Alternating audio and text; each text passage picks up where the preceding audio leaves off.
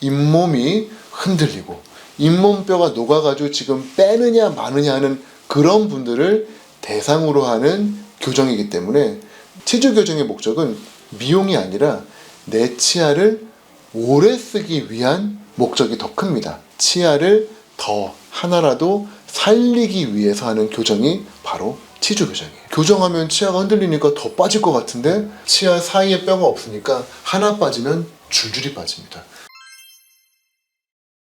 안녕하세요. 치주과 전문의 박정철 원장입니다. 자, 오늘 주제는 바로 중장년층의 치주 교정입니다. 40대, 70대를 대상으로 잇몸을 컨셉으로 한 교정이다. 그게 바로 중장년층 치주 교정인데 우리 10대 내지는 20대 초반까지만 해도 교정하러 왔어요 라고 하면 막 울퉁불퉁 덧니에요.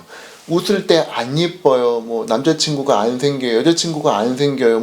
드라큘라 같다고 놀려요. 그래서 미용적인 목적으로 교정을 대부분 합니다. 물론 식사가 잘 안 돼요. 그런 경우도 있긴 합니다만 거의 대부분은 미용적인 게 있죠. 치주 교정은 안 예뻐도 사실은 괜찮아요. 40대, 70대면은 약간 이제 내려놓은 시기거든요. 막 그렇게까지 예뻐지고 싶은 마음은 없어요. 하지만 내 치아를 오래 쓰고 싶고 내 치아로 맛있게 먹고 싶고 그게 욕구가 크기 때문에 치주 교정의 목적은 미용이 아니라 내 치아를 오래 쓰기 위한 목적이 더 큽니다. 그래서 치주 교정은 미용을 목적으로 하지 않고요. 잇몸이 흔들리고 잇몸뼈가 녹아가지고 지금 빼느냐 마느냐 하는 그런 분들을 대상으로 하는 교정이기 때문에 치아에 무리가 가지 않게 약한 힘으로 천천히 그리고 궁극적으로는 치아를 더 하나라도 살리기 위해서 하는 교정이 바로 치주 교정이에요. 그렇기 때문에 치아 교정과 치주 교정은 조금 결이 다르다라고 보시면 될 것 같고요. 거기서 가장 중요한 포인트, 왜 흔들리는 치아를 교정하면은 치아를 더 살릴 수 있느냐. 교정하면 치아가 흔들리니까 더 빠질 것 같은데 나는 안 되지 않아요? 그게 대부분 50대, 60대 분들한테 제가 치주 교정 권하면 듣는 제1의 피드백이에요. 이렇게 흔들리는데 교정하면 빼야 되는 거 아니에요? 라고 하시거든요. 그래서 제가 설명드리는 게 있습니다. 자, 왜 잇몸이 안 좋아졌느냐부터 봐야 되는데 치아가 나란히 3개가 있어요. 배열이 좋아요. 자, 배열이 좋은 치아는 대부분 사이에 잇몸 뼈가 들어가 있습니다. 세월이 많이 지났어요. 얘가 썩었어요. 얘를 빼야 되는 날이 올 수도 있죠. 그러면은 이 뺀 자리에는 되게 요즘 임플란트 심거든요. 요거 뺀 자리에 임플란트 심으면 끝이에요. 하나 빼고 하나 심었죠. 근데 좀 과장되게 그리자면 치아가 삐뚤빼뚤한 분이 있어요. 이런 분들은 치아 사이사이에 뼈가 못 들어가요. 그러다가 어느 날 이 치아가 흔들려서 뺍니다. 이 치아 빠지고 나면은 옆에 있는 애들은 뼈가 아니라 옆에 있는 치아에 기대고 있다가 그 치아가 가버리면 지도 덩달아 흔들려요. 하나 뺐더니 2개, 3개가 다 빠집니다. 그래서 하나로 임플란트 심으면 될 거를 치아 3개 빼고 하나, 둘, 3개를 심어야 되는 날이 오더라고요. 그래서 저는 이제 잇몸을 전공을 하고 있기 때문에 어르신들 치아를 되게 많이 빼거든요. 어르신들 치아 빼는 거 보면 거의 대부분 삐뚤빼뚤한 치아들 되게 많이 빼요. 나란한 치아들은 잇몸이 안 나빠져요. 왜냐하면 치아 사이사이에 뼈가 있으니까 튼튼하고 치실 관리, 치간 칫솔 관리하기 너무 좋아요. 근데 배열이 안 좋은 치아들은 치실, 치간 칫솔 다 안 들어가고요. 치아 사이에 뼈가 없으니까 하나 빠지면 줄줄이 빠집니다. 그래서 이러한 삐뚤빼뚤한 치아를 펴주면은 이게 바로 치주 교정이 되는 거죠. 더 많은 치아를 빼야 될 거를 펴줘서 좋은 위치로 바꿔서 관리가 될 수 있게 해주고 치아랑 치아 사이에 뼈가 들어올 수 있게 해주고 그리고 마지막으로 교정이 끝난 다음에 저희가 작은 와이어를 붙여드려요. 그 와이어가 밖에서 안 보이고 혀 쪽에 있거든요. 이 와이어가 치아를 잡아주면은 어깨동무하고 딱 힘을 받으니까 뼈가 조금 안 좋을지라도 잘 버팁니다. 이렇게 해서 치주 교정을 통해서 튼튼하고 관리가 될 수 있는 상황으로 묶어주면은 이 치아들은 이제 오래 가는 거죠. 그래서 50대, 60대 이렇게 한번 정리를 해주고 나면은 사실은 뭐 100살, 요즘 150까지 뭐 보는 그런 시대가 오고 있는데 아마도 오래 가지 않을까 싶어요. 그래서 이런 상황보다는 이런 상황이 치아를 적게 뺄 수 있고 임플란트도 적게 심을 수 있는 좋은 환경이 되는 거고, 그게 바로 치주 교정의 목적입니다. 근데 그러면은 저기 붙어있는 세 개 저 상태에서 치주 교정을 하면은 좋은 거잖아요. 그렇죠. 근데 저 가운데 거가 빠지고 나면은 그러면은 치주 교정해도 소용없는 거 아니에요? 이 치아가 빠지고 난 다음에 얘 치아랑 이 치아랑 덜렁덜렁 되겠죠. 요거를 옆으로 밀어주고 가운데 임플란트를 하나만 심는 방법도 있을 거고, 얘네 두 개를 나란하게 펴서 모아주고 묶어주는 방법도 있겠죠.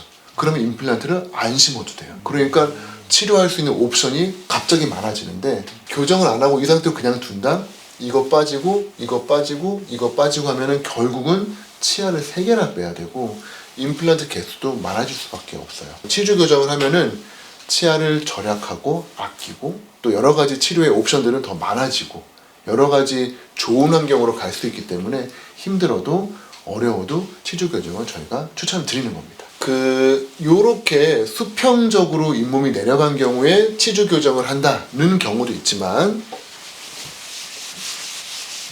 가끔씩 치아의 위치가 앞으로 튀어나와 있는 그런 경우도 있어요.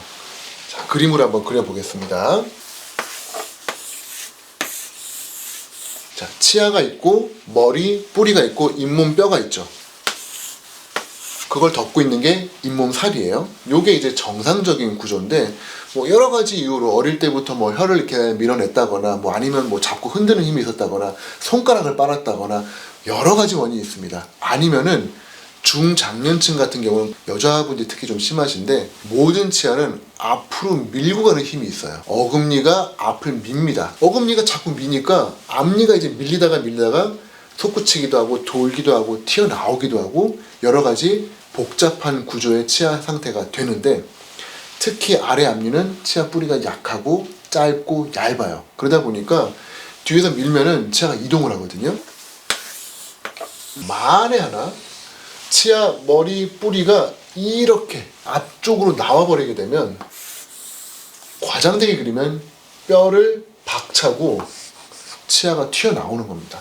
혀 쪽에는 잇몸이 덮여 있지만 치아가 이렇게 박차고 나오게 되면 우리 자다가 이제 이불킥 하면은 이불이 벗겨지는 것처럼 얘가 잇몸을 걷어 차버리면은 잇몸이 여기 있어야 되는데 쭉 내려와 버리는 거예요. 그래서 뭐 치아가 길어졌어요, 내지는 잇몸이 점점 내려가요 라고 이제 오시는데, 이 경우는 잇몸병으로 잇몸이 내려간 게 아니라 치아의 위치가 문제인 거예요. 그렇기 때문에 이 경우에 저한테 오시면은 잇몸을 뭐 덮어주세요, 잇몸이 내려갔으니까 엔도겐 해주세요 이라고 하는데, 제가 말씀드려요.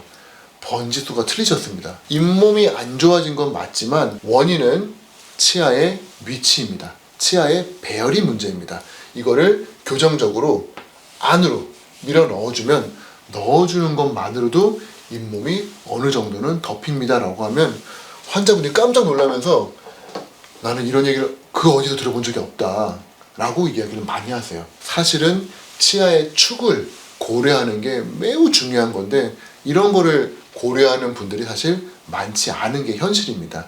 다행히도 저희는 이런 부분들을 잘 관찰하고 분석해서 교정적으로 먼저 치아 뿌리를 넣고 그 다음에 덮어드리는 치료를 이용해가지고 상당히 좋은 결과들을 많이 선사하고 있고 환자분들 만족도가 정말 좋아요. 그래서 이런 경우도 충분히 치주 교정으로 치료가 가능할 것 같습니다. 일반 치아 교정 하는 거랑 기간도 차이가 조금 있나요?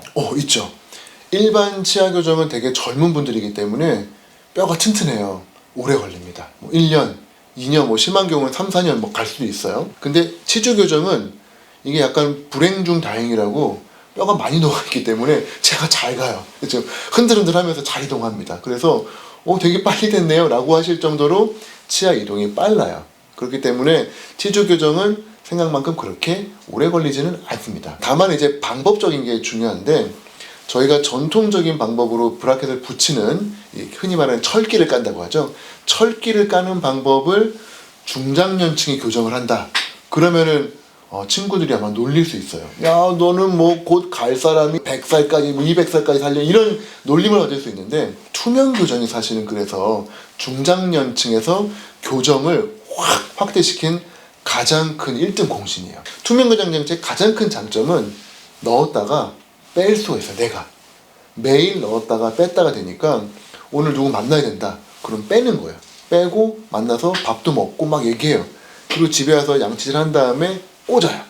그러면 되기 때문에 투명 교정 장치는 사실은 누군가가 자세히 보지 않으면은 교정을 하고 있는지 안 보입니다. 그래서 중장년층 치주 교정은 거의 이퀄 투명 교정이에요. 브라켓을 잘 붙이지 않고 충분히 투명 교정으로 이동이 가능하기 때문에, 게다가 또 이동의 시간이 또 빠르다 보니까 어느새 시작한 지 안 돼서 끝나셨네요. 아유, 이제부터는 관리는 제가 해드리겠습니다. 이렇게 저희가 치주과랑 교정과랑 같이 진행하는 경우가 너무 많아서 만족도가 너무 좋죠. 중장년 치주 교정은 투명 교정을 한번 상담 받아보시는 것도 아주 좋을 것 같아요. 자, 오늘 이렇게 해서 치주 교정 중장년층에게 특화된 치주 교정을 설명을 좀 드렸는데, 오늘 말씀드린 내용만으로 충분하게 이해가 안 되셨을 거예요. 좀 더 궁금한 내용들이 있으시면은 아래 댓글로 달아주시면은 자세하게 답변 드리도록 하겠습니다. 저는 치주과 전문의 박정철 원장이었습니다. 감사합니다.